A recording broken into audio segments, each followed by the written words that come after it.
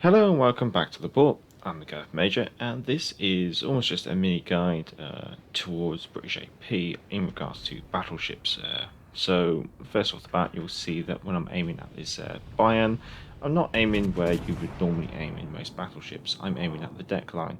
Now, the reason why I'm doing this is because British AP from the battleships, it has a lesser penetration, so therefore it doesn't seem to go through as much armor and does bounce or shatter off of thicker armor, like armored belts of battleships. And then also it has a shorter fuse time, which also means that when it penetrates, it usually doesn't over penetrate unless it's going through very thin armor.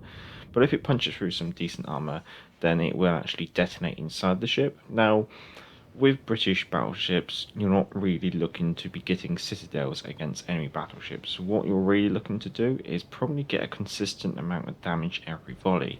I usually find that to be about 10,000, although that can be give or take. Now here I completely whiff it against the Bayern because I'm aiming too early. Well, too far ahead, because he's been playing around with his rudder this game, and it's been very difficult to judge his speed. However, you saw from the previous volleys, was able to get 7,000 here and 7,000 there almost. So that's the main trick with British armor piercer. And here, okay, the Bayern gets knocked down to barely any health before my shells make contact, but they do make contact.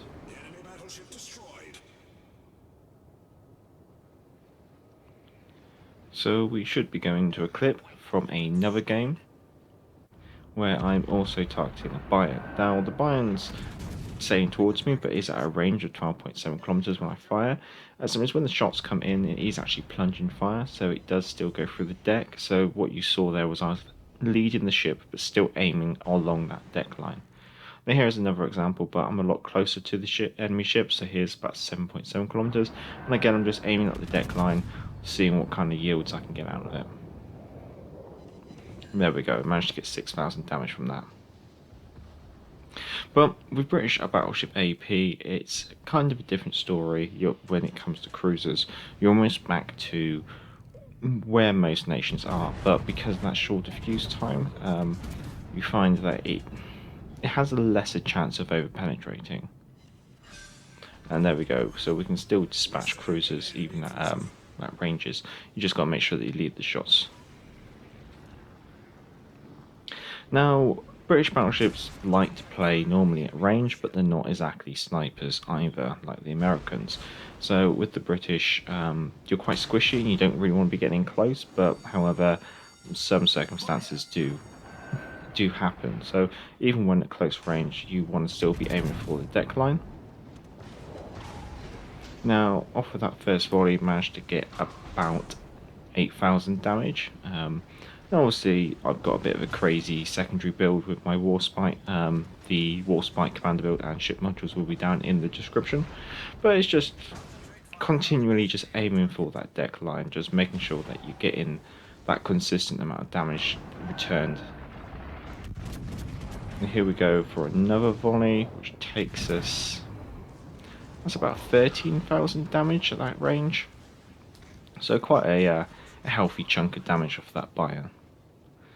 So even at close range, you want to still be aiming for the deck line for that consistent damage, because if you aim at the waterline and try and punch through the thicker bout armor, what you might find is you might get 20,000 damage, say, rather than the usual 10. But then you could also end up only getting 5 or 3, and it's a bit like rolling a d6 and hoping to get a lucky 6, whereas if you aim for the bout line, you know you're going to get a consistent result. And the Bayern burns out, simply just because I've got some 6-inch high explosive secondaries on Warspite, and they've got a decent range and rate of fire. Now this clip it shows the importance of when a destroyer gets spotted to focus it down. So I've got a quick switch ability on the commander for my Warspite, so that reduces my reload time, well, switching time by 55%. So the Fubuki's been spotted by the Indianapolis radar, and the team does what it should do. So you can see the Fubuki, he gets chunked up by as many people as possible, and stupidly he doesn't want to move, so managed to crush him with a load of 15-inch high explosives. But that's something to always bear in mind, guys. Even if you're a battleship, you need to have a crack at an enemy destroyer when it's spotted. Now here I'm going up against a Dallas, and a Dallas is known for being quite a very thinly armoured cruiser, and so I was a little bit concerned about if he was broadside on, like just massively over penetrating him, so I decided to go for high explosives. Being wise after the moment, maybe AP could have worked there because he was nose on. I have the full length of the ship for the armor piercing to detonate inside the ship. However, thank God for my secondaries, which get me the close quarters medal. Now here's a bit of a longer clip, and it shows a bit more of a longer engagement where I engage a cruiser, a destroyer and a battleship. First of all with New Orleans. Now I overlead that massively. That New Orleans is... I don't know what he's doing. It seems like he's stuck at quarter speed. It's really quite strange. And then there's the Fubuki directly in front of me. Now, maybe I'm being a bit brave and I'm just charging in there, but it comes with being a brawler, I guess you could say. And the 6-inch secondaries already start opening up on the Fubuki. Now, with the New Orleans, I'm not going to make the same mistake twice, and I've already made a massive adjustment for its speed. I did switch to HE to see if I could deal with the Fubuki, however, the Fubuki gets taken up by my team, thank God for that. So I switched back to AP, and I'm seeing that the Ismor's to my left and there's a Colorado to my front, so I'm going to angle myself between the two just so I'm not offering any of them a juicy broadside. But I've also got that AP loaded, and thankfully I dodged some torpedoes coming in from the Fubuki, which I hadn't really anticipated, but guess I got lucky there. So here we go, aiming at a cruiser, just aiming for the waterline, making sure that I get those citadels and yeah, get rid of the New Orleans. Now here's an interesting one, because directly to my front you see the Ismor, so again keeping AP loaded. The Ismor is broadside on. Now I could maybe take a chance and aim at the waterline, because I know the citadels on the Russian battleships are slightly above the waterline, but instead I don't take that chance and I aim for the deck line. Now the deck line I've gone for is the same as the Y, Q and P turrets, so I'm ignoring that false foredeck that A turret's on. Now here I see the Ismor's going to go around the island, and I've got two options. Either I can chase him through and go towards where that Boise is, or what I decided to do is I'm going to turn right, because at the moment no one can shoot me because both the enemy battleships are behind the island, and I'll start moving back away from them and angling my armour against them. Just trying to make the best of the situation, just trying to keep up the engagement without overextending myself into the enemy lines, because they've got quite a few ships there.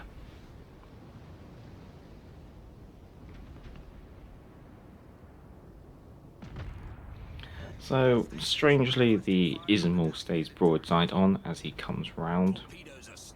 And some torpedoes from the other Fubuki on the enemy team in this game come sneaking up behind me, but thankfully I'm on quite a strange course that those torpedoes do miss. So maybe another good decision why not to have gone down there. There's the Ismor. I just make a guess where the deckline is.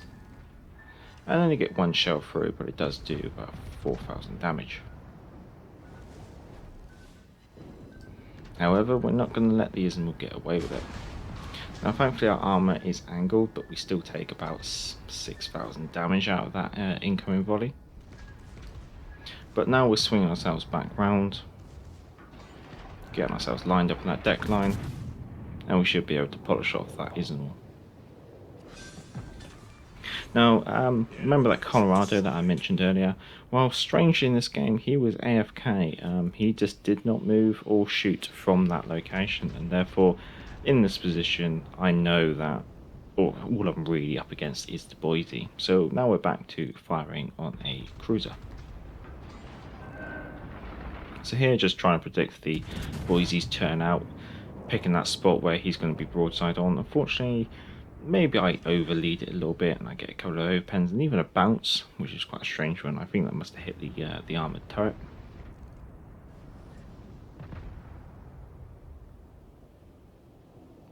Now, when you're up against lighter cruisers, with the British battleships, everything's got 15-inch guns, excluding probably Orion and King George V.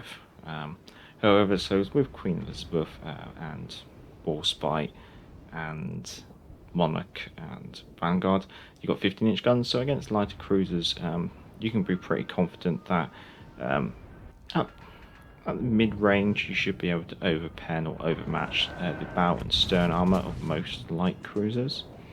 And if not, you'll definitely overmatch the deck line. So here we're able to just get the shells, because he's lengthways, get the shells to penetrate through the length of the ship. So here we are, and this is a slightly different one. We're in HMS Hood, but it still counts as British AP. So here we're just predicting the turnout from the Eisenhower, aiming at the deck line or predicted deck line, and we're able to get 9,000 damage out of that one, about. No, a bit more actually, 12,000 damage. Now on the minimap I notice there's a Mikey off to my left. Now this is quite a strange one because he just doesn't respond, but his engines are still going, so I don't think he's AFK, so whether he didn't realise I was there or just kind of gave up on it, but yeah. Got 3 Citadels and Devastating Strike on that one. Got my sonar on, that's one of the beauties of Hood. She does come with sonar, and that makes it very useful dodging torpedoes, especially when you know you're up against ships with torpedoes like the Mayaku and the Eisenhowers. Now here we go again, aiming at that deck line. Now even though the Eisenhower does have a turtle back armor, the turtle back armor only really protects the Citadel, whereas I'm aiming at the deck line. I'm hoping just to get those penetrating shots that detonate inside the ship and able to get a good chunk of damage off of the Eisenhower as well. It was a little bit annoying that the Yudachi overextended himself and got himself detected and killed by the Eisenhower. I felt it wasn't really quite necessary.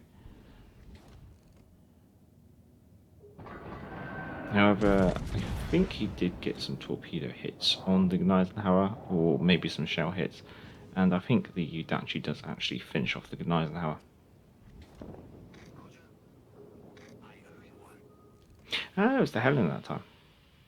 Now this is just an interesting clip. It's almost just to, wow, spotlight my Hood. The commander build and the ship modules will be down in the description, but you may notice that the top speed of the Hood here is 36.8 knots. In fact, I'm even faster than the escorting Yudachi to my front. This is a bit earlier in that game. But there, just showing aiming at a cruiser, aiming for the predicted waterline. However, at this point of the game, the Maiku is a little bit more awake, and you can see he turns in to try and dodge most of it. But I still get 7,000 damage from 2 hits that penetrate through the deck. This is a bit later in that same game, and I've been trying to capture the base, and an enemy Yudachi has been pestering me for about 5 minutes, to the point where he's starting to really infuriate me. However, the enemy team is just down to their Yudachi and the Flint. And so I get lucky, I spot the Yudachi at 5 kilometers range, and wow, we've already just discussed how fast HMS Hood is, and that I was faster than the Yudachi on my team at the start there, who was escorting me, so I'm not going to let this one get away. I know the Yudachi's got about 32 knots top speed, excluding engine boost and booster flags, and my Hood's got a top speed of 36.8. So I point it at him, and I just start chasing him down up to 29 knots, 30 knots, 31 knots, 32 knots. I'm now going faster than the Yudachi.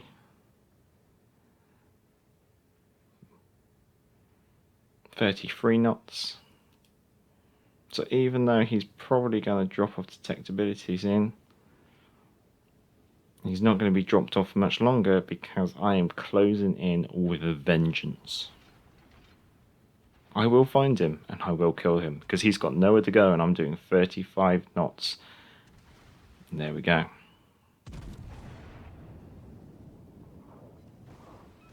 Just swing around and get the rear turrets on, because the secondaries and hoods are only 4-inch dual purpose guns, so they're not exactly anything special. And there we go, there's the Yudachi. Well, hopefully you've enjoyed this guide. Just almost like a mini brief guide / description of what British Battleship AP is like, what you should be expecting from it. how to use it, against what. Now, take this as more like a rule of thumb rather than a specific guide. It may not be as simple as this, but this is like a nice starter in order to get you into British battleships and then allow you to then take them further and develop them yourselves. Well, if you enjoyed the video, give it a thumbs up, and if you enjoy this kind of content, feel free to subscribe. If you are already subscribed, then thank you very much, guys. Now, if you have any of your own game captures that you'd like to submit for commentary as part of the average reports, our email address is also going to be down in the description. Any good games, clutch moments, funny moments, anything really, quite happy to have them. I'd rather have a backlog of lots of things to do rather than not a lot to do, if you know what I mean. Oh well, as always, I've been the Galloping Major, and back to the port.